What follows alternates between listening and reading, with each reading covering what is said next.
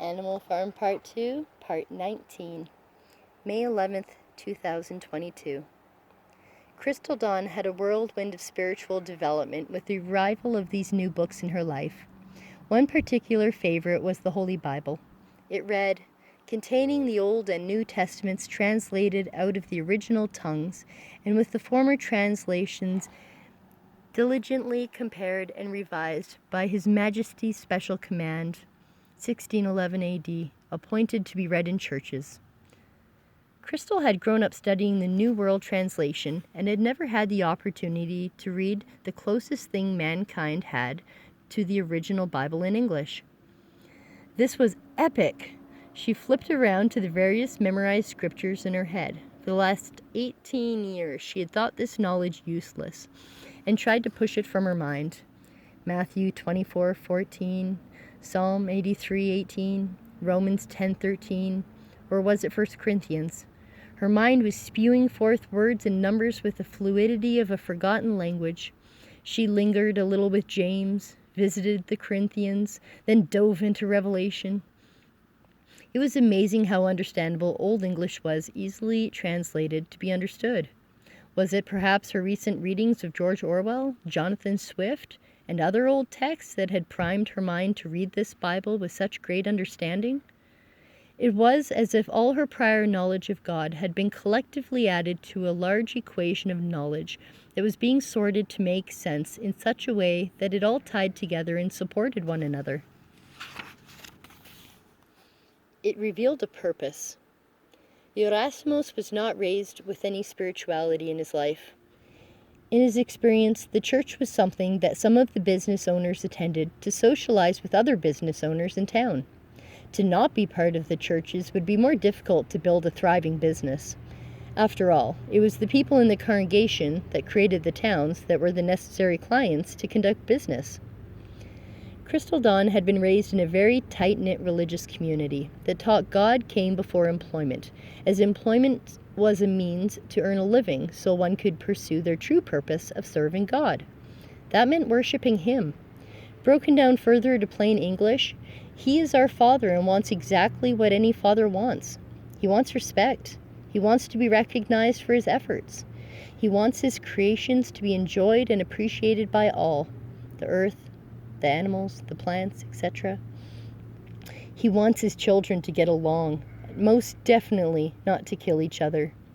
Squabbling is almost expected in a family, though, and still offers annoyance to a father who does so much work. In the Old Testament, God is not the same one depicted in the New Testament. He softened. Like an aging man, He softened. The youth of man have been known for their vigor and willingness to hunt or test each other physically through wrestling. They even take up arms for justice and be willing to slay an unknown enemy of the people they have not personally known. As age and experience weigh down a man's soul, it softens as God did throughout the story of the Bible. He went from wanting to take an eye for an eye to suggesting you turn the other cheek when you have received injury. He even sent His Son to tell all the people on earth this precious hope that would one day help free them from the chains of the old system of things. Crystal Dawn needed to finish writing Animal Farm Part 2, so people everywhere could see what was right in front of them. There was literally rainbows everywhere the light touched. It was from the energy of the sun radiated through the hydrating moisture that filled the air, that also filled the lungs of the people. For of course everything was connected. Rainbows were everywhere, and sometimes you just needed someone to point them out. The question remained, would the people be willing to come outside in the rain to see the rainbow?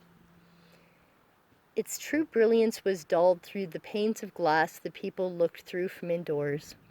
Everyone claimed to have seen the rainbow, or at least had seen one in the past, so they did not need to rise from their comfortable chairs to see this rainbow.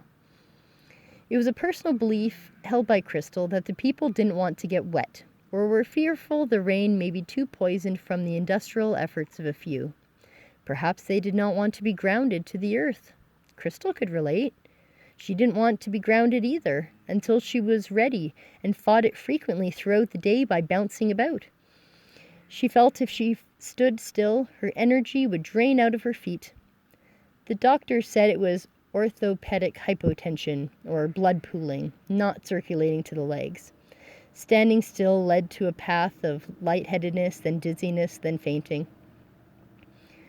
Since she typically also didn't eat throughout the day, there were enough medical causes to contradict Crystal's belief in grounding. Whether her bouncing sway kept her blood circulating or eliminated the grounding effects of standing still, she understood the desire to keep her energy flowing within and not release it to the earth. Surely, this machine needed to be fixed because mankind could not stay indoors for the rest of their existence. Neither could they yet flee to another planet. The earth was their mother, and they could not leave her. They were connected.